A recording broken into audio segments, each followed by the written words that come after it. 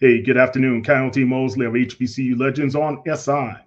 Diamond Johnson, we wanted to hear her name called by a WNBA team in the 2025 WNBA draft, but she was disappointed, and it was her birthday as well.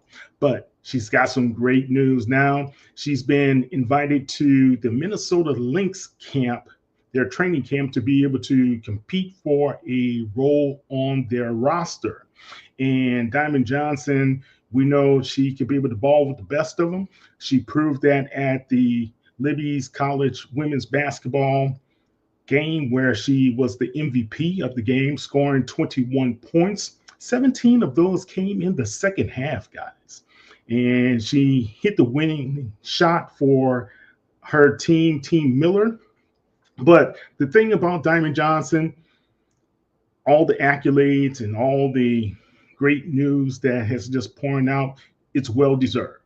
She's a very talented young lady, and she's going to get her opportunity at this time to be able to back up. I think the starter with the Lynx, she Miss Holiday, she's done a great job with those guys. Look, I'm gonna say this: it's a great place to land. The Lynx competed against the Liberty, who were the eventual champions last season for the Eastern Crown, right? So they were 30 and 10. She gets to be able to play in a very great system, learn from a very good coach that they have there as well. But I tell you what, I don't think she's landed in a bad situation. It gives her a chance to compete at the highest level. So we'll see how Diamond is able to shine. So listen to what Mia Berry said to me about Diamond Johnson just a couple of weeks ago. Is literally the ultimate competitor. And she isn't a competitor that alienates her teammates. She's a competitor that makes them rise their level. You saw it with Mimi Wheeler talking about how much better Diamond made her. Nia Fields, they all rave about her work ethic and how she's so competitive that it elevates them around, elevates the talent around her, which you don't always get with stars. Sometimes you get a star, and then for that star to shine, everybody else might have to dumb it down a little bit just so they can shine. No, with Diamond, everybody sees her. They're like, okay, we're gonna elevate around her. And every single team she's been on, she's elevated the talent. And I think that's what a lot of people should know about her. Some people say, oh, this person improved. I'm like, no, Diamond actually improved under Vickers. A lot of elements of her game, her mid range is so fluid now. She's It become a little is. bit more consistent from beyond the arc. She's learning how to feed her teammates. Those throwback passes. I'm like, woo, that ball is moving, and you can see the development. And I w- and I believe people are going to take note of that. Like, this isn't the Diamond Johnson, the 5-star that just did 5 years of college ball, and you get the same player repackaged. Right. No, you're getting a better and more improved. So I think Diamond offer it, you know, unbiased. I feel like she should go top of second round. There are not too many guards that I've witnessed that are better than Diamond. The only knock on her that I can really see teams having is her height. But I see Georgia Amore in the first round, so I'm like, height's not a problem. Height's not a factor. Right, right. If you can ball, You can it shouldn't ball. be it You shouldn't can be a factor, right? shouldn't. And Diamond hasn't lost a step in her game whatsoever. The same, she's gotten better, even from NC State. Even, you saw what she did against Maryland. Like, come Yeah, on, yeah. let's not act like Diamond. Diamond isn't as great as people are saying she is. So Diamond, and I'm gonna throw it to also Zay Green. Zay, I saw her preparing for. I guess she's been doing a lot of training recently as well, and I like her game. She's always been a very intense player. Talk about her. Okay, that was Mia Berry, the Anscape journalist, the great Anscape journalist.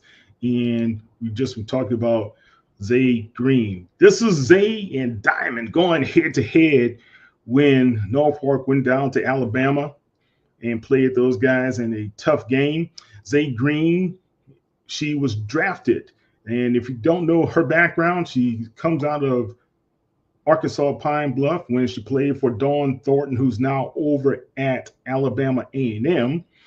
Instead of transferring to Alabama A&M, she got an offer to go to Alabama. So Zay, she averaged a little over 15 points per game for the Tide, and she was their leading scorer throughout the season. Not only did that do well for her to get recognized nationally, but she was drafted, I believe, by the Washington Mystics. So, congratulations to Zay Green. Congratulations to Diamond Johnson. Both of those young ladies are headed to the WNBA. And let's see here. All right. Just wanted to share this with you guys. Look, Diamond Johnson is a talent, right? And I love how she'll be able to play the game. She was the 2024-25 MEAC Women's Basketball Player of the Year. She also was the Norfolk MVP of the year for all women student athletes at Norfolk State. She's going to have to compete because I think one thing when you look at Diamond Johnson's game, you talk about a team that has a good bit of talent that's on the Lynx at this time. Like I said, they were 30-10 last season. They were in first place in the Western Conference. I take that back. They were first place in the Western Conference, earning them the number 2 seed in the playoffs as a whole, but they eventually fell to the New York Liberty. So that's a correction on my part there. But the Lynx also had 3 selections in the WNBA draft, where they had 2 second rounders as well as 1 third rounder. But all of those players are forwards.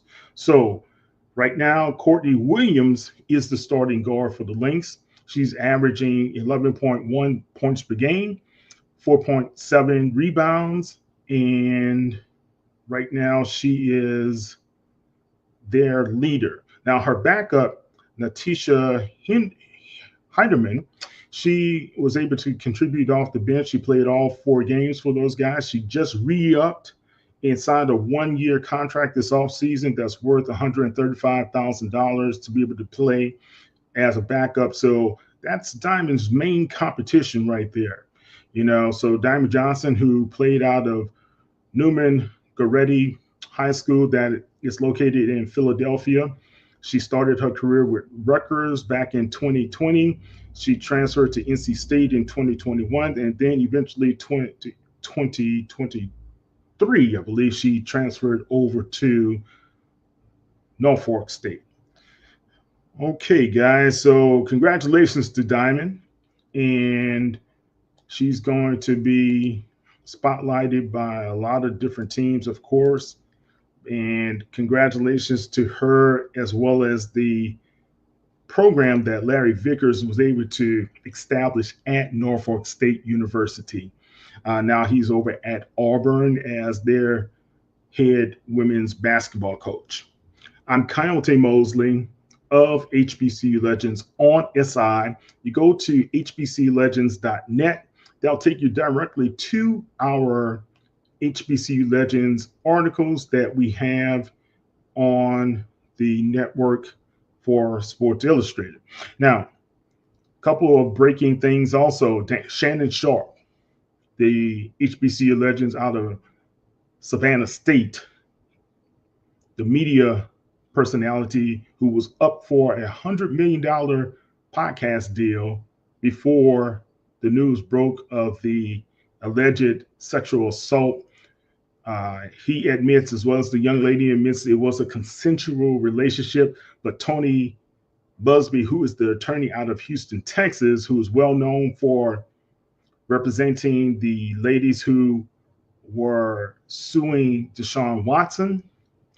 He also represented a young lady who sued Jay-Z as well as Sean Diddy Combs. That case was later dropped, as well as the Busby women case against Deshaun Watson. Those were settled.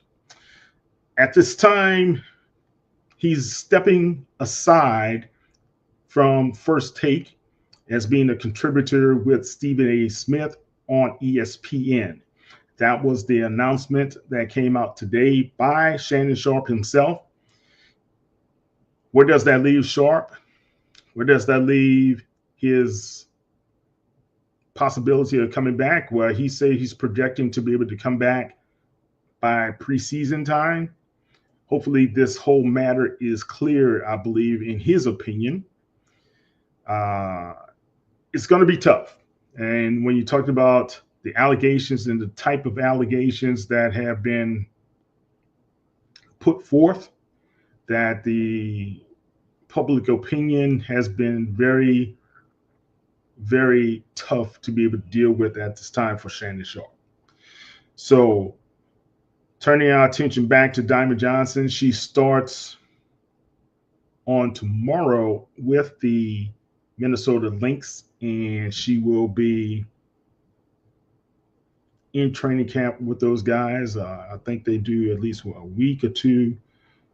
She will have an opportunity to also play in preseason games if she's able to compete at the highest, and we'll keep an eye on her development as well as Zay Green to make sure that both of those young ladies are getting full support from the HBCU community and making sure that they have a chance to make it in the WNBA as professionals. Angel Jackson as well as Maya Crump from Jackson State University just signed contracts with a team in the Mexican League. Now, a lot of people say, oh, Mexican League, why would they go down there? Well, a lot of good talent that's in the WNBA got some developmental work down in Mexico, as well as China and as well as Europe. So make sure you guys support them, especially you Jackson State Tigers. Of course, Angel, great young lady. We had a chance to interview her, so kudos to her as well as Diamond Johnson, Zay Green. We will be looking out anxiously on all of you guys' careers. I'm Kyle T. Mosley of HBCU Legends on SI. Go to our website at hbculegends.net, and you can be able to follow me at KTMOZE on social media as well.